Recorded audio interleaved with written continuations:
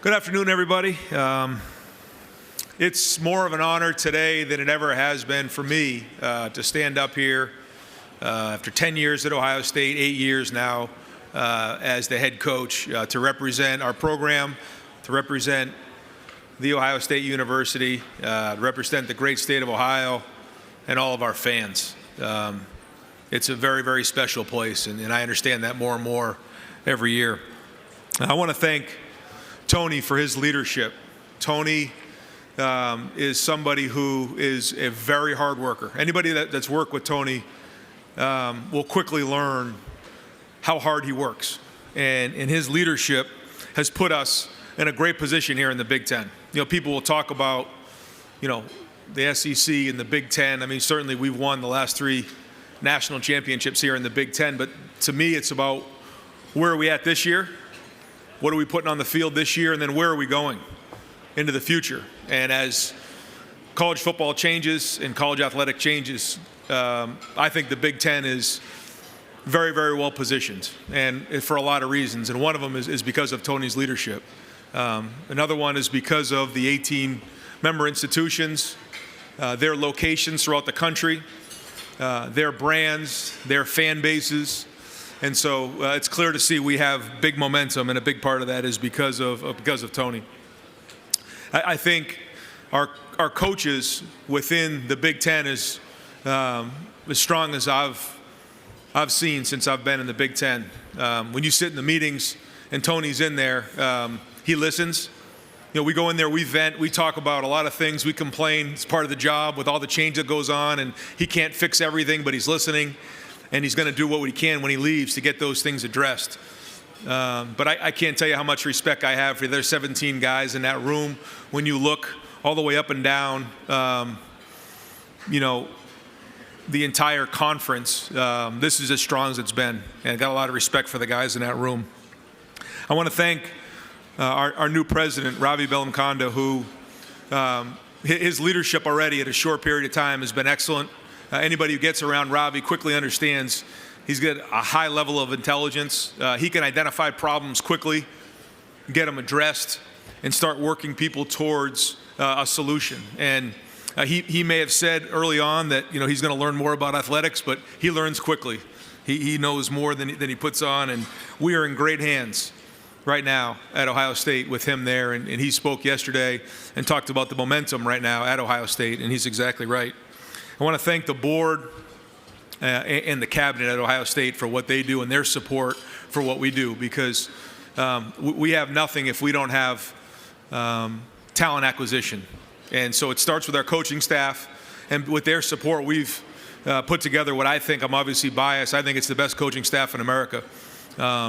It starts with our coordinators and goes from there, and then goes to Mick and to Mark and everybody in the building, but also to have the resources to go recruit the best players in the country, and that has to continue at Ohio State. And because of the board and because of the commitment of our cabinet and our administration, we're able to do that and have continued to do that. I want to thank Ross Bjork for his leadership, for him in terms of challenging us on a daily basis to continue to adapt, continue to innovate. And yesterday was a great example of that. We signed a huge deal with J.P. Morgan Chase on our patch deal, which goes to show you, the adaptation and innovation of our athletic department, and that's headed up by Ross. I want to thank our families of everybody in the building, the staff members, the coaches, the wives, the children. We have over 60 children under the age of 15 in our building with all the staff members. And then obviously their wives, because once we get to work here, we go into preseason camp. They don't get to see their fathers a lot. They don't get to see their husbands a lot, and it's hard because it goes from the summer where they're getting in the way and around the family a bunch for a few weeks to working late hours. And so I just want to thank them for their support and allowing their husbands to do what they love. I want to thank my family. Starts with Nina. She's the rock. Anybody will tell you that if you want to be a great coach in this profession, somebody asked me, give me some advice on how to become a coach in this, in college football. The one thing I would say is find a great partner. And Nina's been that for me. She's the rock of our family, and she allows me to do what I need to do. I'm very proud of my son RJ, who's now in the Big Ten family. He committed to Northwestern this summer, and I couldn't be prouder of what he's done.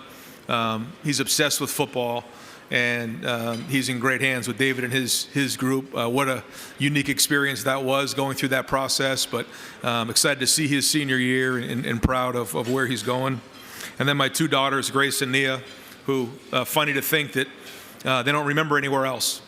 They've been attacking basketball, attacking the classroom, and they're true Buckeyes because they grew up and they love Ohio. I want to thank our coaches for all of their work as we get into this season, and also with Coach Mick. These guys, they understand what it means to be at Ohio State. They understand what it means to be a Buckeye, and they've poured into our players. And we have great stability within our program, and that's because of our coaches. You look at a guy like Mick Marotti, Mark Pantoni, Larry Johnson. These guys have been at Ohio State for 15 years. And so that stability is critical, and that shows their loyalty, how much they love Ohio State, but also the commitment we have to them. And then most importantly, our players. Every coach is going to come up here and say that they've had a great summer. I've never seen a coach come up for media day and say, well, we didn't have a very good summer. But we have had a great summer. But what matters is what we're going to do with that. And what Mick Marotti and his staff do during the summer is the backbone of our program. But our players also know all that matters is what we put on the field.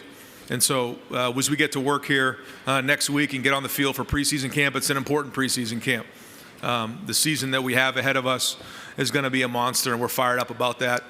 The three guys that we have today here, I'll start one with Jeremiah Smith. Jeremiah, as many of you know, is somebody who in 2 years has already made an amazing impact on the game of college football.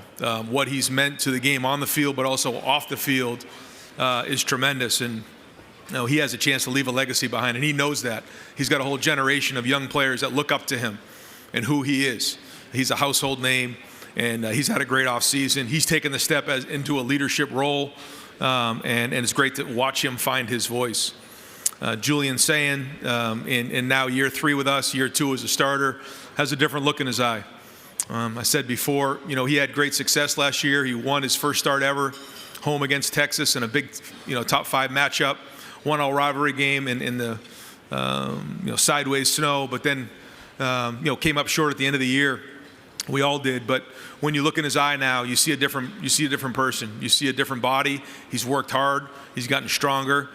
He's found his voice even more, and he's got a great look in his eye, and I think he's poised for a great season. And then Jalen McClain, who's our returning safety, who is somebody that we're counting on to replace not just some of the stuff that Caleb did last year, but what he did off the field. And Jalen's had an excellent offseason. He's taken a lot of ownership, responsibility, with a lot of new faces there on defense. I think this is a time where we use the term VUCA, V-U-C-A, which is a military term, which means volatile, uncertain, complex, and ambiguous. And so, in order to attack those times, you have to make decisions quickly. You have to be decisive. You have to then identify what's gone right, what's gone wrong, and then continue to adapt over time and not just do what's easy and throw up your hands and get frustrated. And so I think we've done that. I'm excited about where this season's going.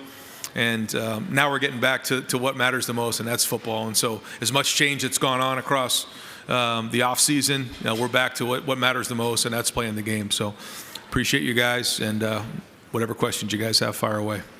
Coach, first row here on your left side.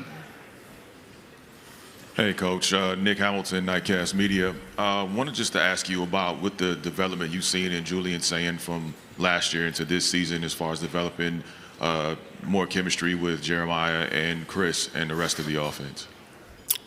I think for Julian, you look for some traits that are extraordinary about him. I think the first thing you recognize is his accuracy. What you don't see, but I see, is his intelligence level. He can handle high levels of information. He's highly motivated, and he's really embraced this leadership role. So I think when you combine that with our offensive line and the experience we have coming back, Carson Hinsman, Luke Montgomery, and Austin Saravelt, these guys all started during that whole playoff run 2 years ago and are national champs.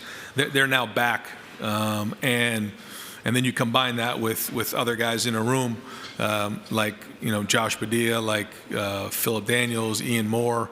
We're as experienced and deep as I think we've ever been since I've been at Ohio State, and so combine that with a quarterback who has the experience now. I mean, this is only the third time since I've been at Ohio State that we've had the same quarterback come back for a second year, and that's a big deal. I think he's liked the challenge of some of the things that Arthur's bringing to the table. When you go from coaching Aaron Rodgers to a college quarterback, you can certainly imagine what that has been like for Arthur. But man, Julian keeps up, and it's been fun to watch. So excited to see where this goes this year with him. On your right side, Coach, first row. Good afternoon, Coach. Erie Martin, Big Ten Student U, University of Illinois. Going into last season, you're coming off of the national championship, obviously. You win 12 straight, and then you drop the last 2 games of the season to 2 tough opponents. What do you take from last year to make sure that you can finish strong this season? Well, you take a lot of things. Every year you look at the things that have gone well, and then you look at the things that came up short. And I think when you're chasing small margins like we are, you have to identify the things that need to get fixed and fix them. The easy thing to do is do nothing or overreact. Where the real work is really identifying what needs to get fixed and then make that change. And so I won't get into all those things, but yeah, there's a lot of things that needed to get addressed and will continue to get addressed. And sometimes you don't know if those decisions were right until you get all the way to the end of the season.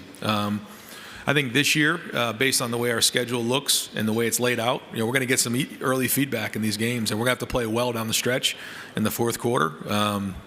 But when you have guys like Julian and our offensive line and Jalen McClain and guys that have been through that before, obviously Jeremiah is a big part of that. Brandon Innes, Bennett Christian, Kenyatta Jackson, another guy who has been our runner program for a long time. Peyton Pierce is going to have to step up in a big way.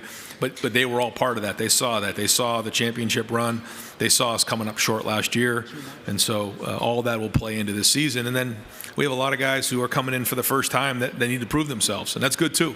Everybody should have the approach they want to prove themselves every day. And we say that all the time. If you start proving yourself, then you're going to stop to improve. And so we have to have that approach every day at practice, and we got to get better fast, and then figure out where the journey of this team goes, because every year is different. So I'd like to sit here and tell you that last year, is similar to this year because of X, Y, and Z, and that'll be the solution. That's not the same because it's a different group of guys. But there are things in place that we've identified that we always want to improve on. On your left side, Coach, third row. Coach, good morning. Jacob Goins of the Locked On Hoosiers podcast. You played Indiana and Kurt Signetti in 2024, and in 2025 you won in 24 and lost in the Big Ten championship game last year. What was the biggest difference in those Signetti teams from 24 to 25? And then what do you expect in the game on October 17th this year in Bloomington? Well, I think it's going to be a great environment. We haven't played since Coach Signetti's been at Indiana, but I know that the atmosphere there has changed, and it's really ramped up there. So that'll be another game on the road that we're going to have to really prepare for and play well. But you got to give them a lot of credit. It starts with the quarterback and how he played last season, and then I don't think enough people give enough credit to that defense and how well they played. We look back on the game that we played in the Big Ten championship game, and look at some of those key situational things that we should have done a much better job with, and we take ownership of that, and we had to get that better. They won in those situations. If we win those situations, the outcome's different, but that's football, and that's where we got to be better and make sure that we're ready next time when those opportunities come up that we make the plays. Coach Day, thank you so much for your time. You got it.